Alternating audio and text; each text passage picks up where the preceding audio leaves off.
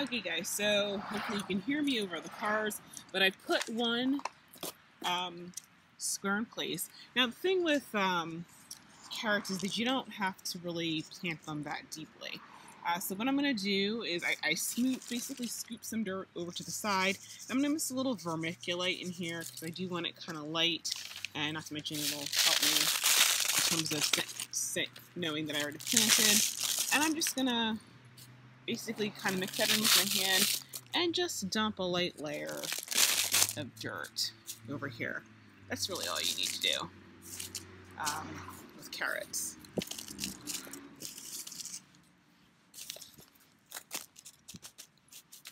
You just need to make sure it's covered. So, and it's all windy, so the wind is blowing my paper around.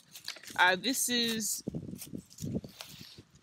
like a newsprint, blank newsprint paper, so it does degrade over time.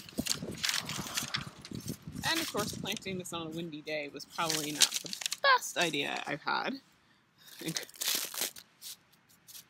But I'm going to wet it down, and once I wet it down, I think it'll stay put. Oops. Right. Some of the vermiculite over here.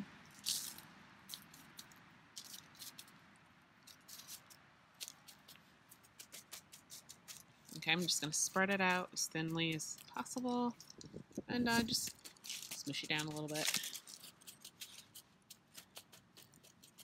And that's pretty much it. So I'm just going to go through and do this with the rest of them. And I'm not going to put it on time-lapse because I think it's a fairly explanatory process. So.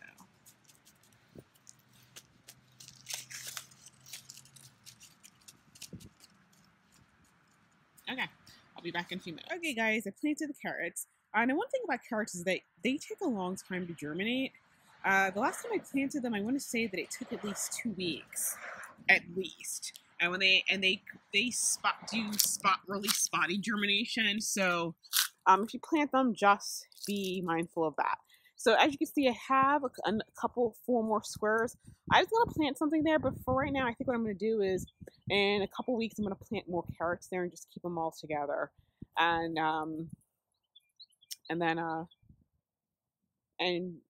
just leave them blank and just save it for that rather than, because I could put some more peas, but I think I'm gonna get a couple more pea plants to put in this one square right there because it's a little thin, and then I guess put some spinach over there. But I just want to already have something for carrots. I am gonna put it up a couple of more raised beds. I think I'm gonna go that direction next. So I'm gonna do another 8-foot one lengthwise, and then another one, I guess perpendicular to it down there, and then I'll start expanding in that direction. So right now I'm going to go over here to this lovely raised bed. I got some garlic, and this is not the type of garlic you get out of the store. I wouldn't use that to plant because it usually has some sort of inhibitor on it, so it won't really sprout properly. But I got some seed garlic, and I got a couple boxes from Lowe's, and I pulled them all out. And as you see, it's got a whole cup. So I'm going to plant these 9 to a square foot. And I'm trying to focus here. Okay. And so that's what I'm going to do right now. And I'm just going to push it down with my hand because I don't think you really just push it down as far as I can go.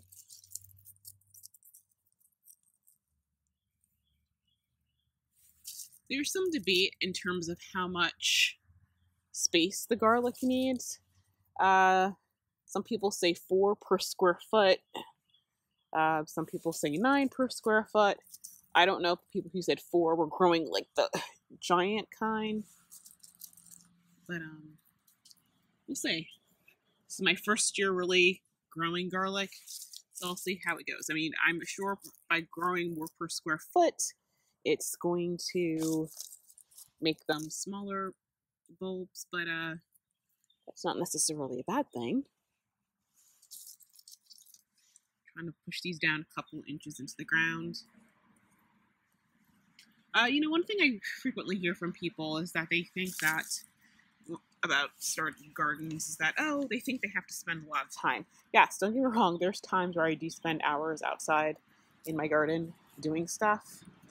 Make sure when you're planting these that you don't peel the papery skin off of it, because it'll cause it to start rotting. And I say that because I think I inadvertently did that just now. But I've heard people say, oh, I don't have a lot of time. Well, you don't necessarily always need a lot of time.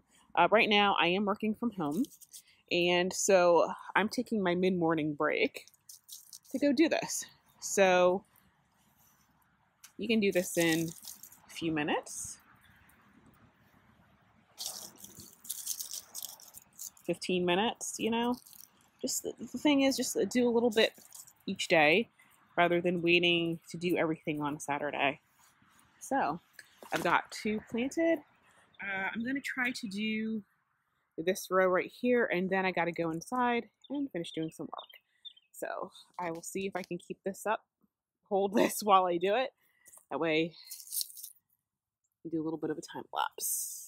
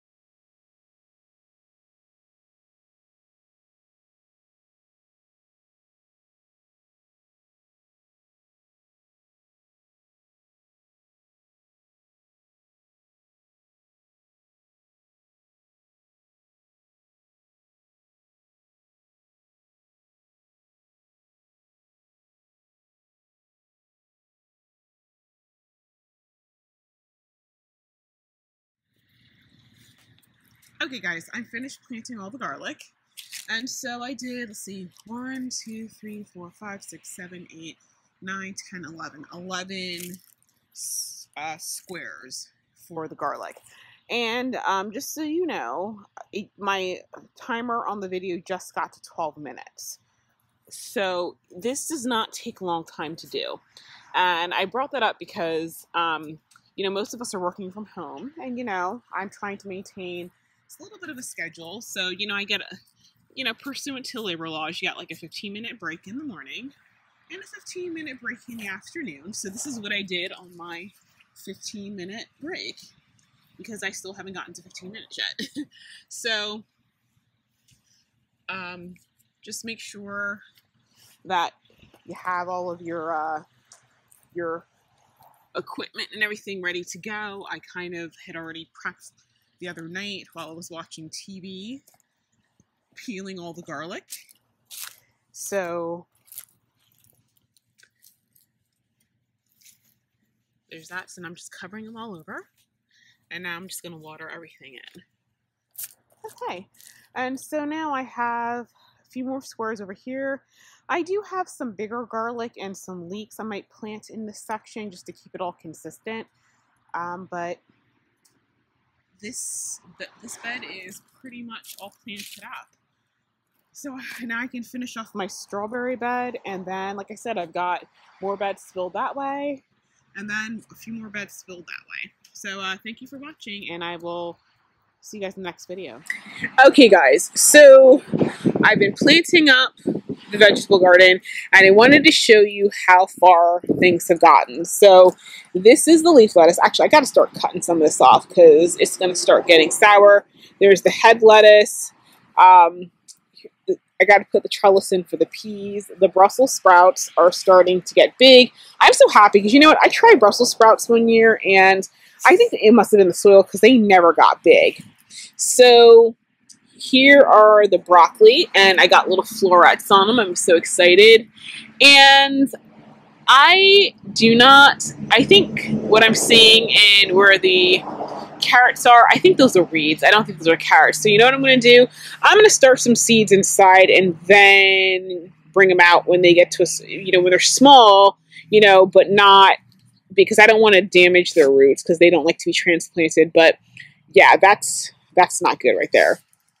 But as you can see, I got a lot of broccoli.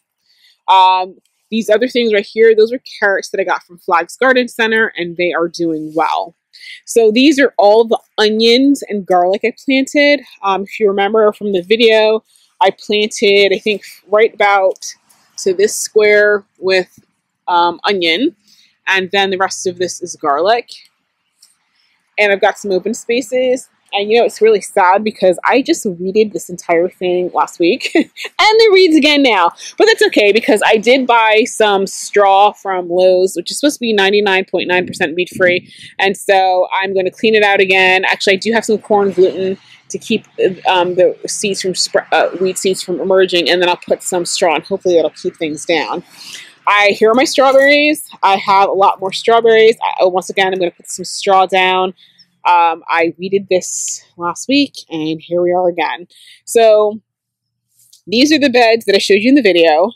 And I think it's great that I showed it to you now because today I'm actually getting ready to go to Lowe's and buy the lumber for the next couple of sections that I'm going to do. I think I'm going to go that way first and then eventually come this way. And so, yeah, so I'm really proud of how things are coming out. This is definitely the most successful vegetable garden I think I've had thus far. I did make a lot of mistakes in my last garden. Let me turn the camera around. For example, I put strawberries and mint in the same thing because I thought that they were both raised. I thought that because they were both such vigorous growers that they would kind of keep each other in check. No, they're not. If you guys ever want to know what happens when mint meets strawberry, mint wins. It just does. So I'm keeping them separate this year, and from this point forward. My garlic last time, I don't even know what happened. I did plant it. I did come up, but I think I planted more this time, but I have a lot. They're getting much bigger faster. I think the thing that's different about this garden than my last garden is that in my last garden, I only did like true raised beds for certain things. The rest of them, I only did like a 6-inch deep one, and I just got tops. I forgot where I got the topsoil, but this year I got the topsoil compost mix from a local garden center. I think it's much better, and I think the plants are much happier, which is why they are responding so well. Because I've planted beans and all that kind of stuff before, and the plants really seem to be kind of stunted, and I can tell right now I'm not going to have that issue this year. I can tell right now that this stuff is taking off, and it's going to really do well. So it's all in the soil, people, and I'm going to be doing a podcast about the soil, so you can understand why I'm saying what I am. So I've got bush beans, I've got asparagus beans, I've got tomatoes, and since we are now in May, that stuff can start going out. So I'm really excited to do the next part of the garden, of the vegetable garden, and actually, you know what? I'm going to start harvesting some of this lettuce, and I'm going to start taking it to my coworkers. I'll take some on Monday because I don't want it to get bitter, and I know I want to be able to harvest it for a little bit before it starts getting warm around here. So, thank you guys for watching, and I will see you guys in the next video. Oh, wait. Hang on. I can't believe I just dismissed you guys like that. Oh, wait. Before you guys go, I forgot. Number one, please subscribe to my channel. If you're watching this on Facebook, I'm glad you follow my page, but you might want to jump over to YouTube and subscribe there, because on YouTube, all of the videos are going to be there. So, for example, all the cooking videos are all going to be on YouTube. The home decor, the decorating, the remodeling, that's all going to be on YouTube. I'm not going to be posting that in Facebook and Instagram, which I'm strictly reserving from gardening. So if you want to make sure you get everything, make sure you're subscribing in YouTube. And if you really want to make sure you don't miss anything, make sure you click that little notification bell, because every time I post something, if you've clicked that bell, it's going to send you a nice little email saying, hey, Brooke just posted a new video.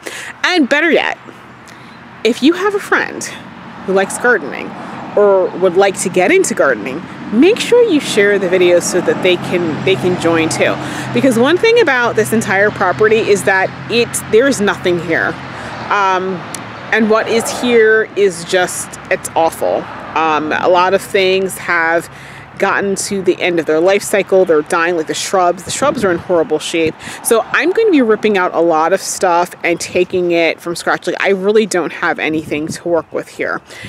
So I'm really starting at the very, very, very beginning. And so I know for a lot of people, they don't know where to start. Well, you can watch where I'm starting and how I'm doing it, and hopefully that'll give you some ideas and give you some inspiration on what you can do. So make sure you share with your friends, because sharing is caring. So now that I've told you all about that, I will see you in the next video.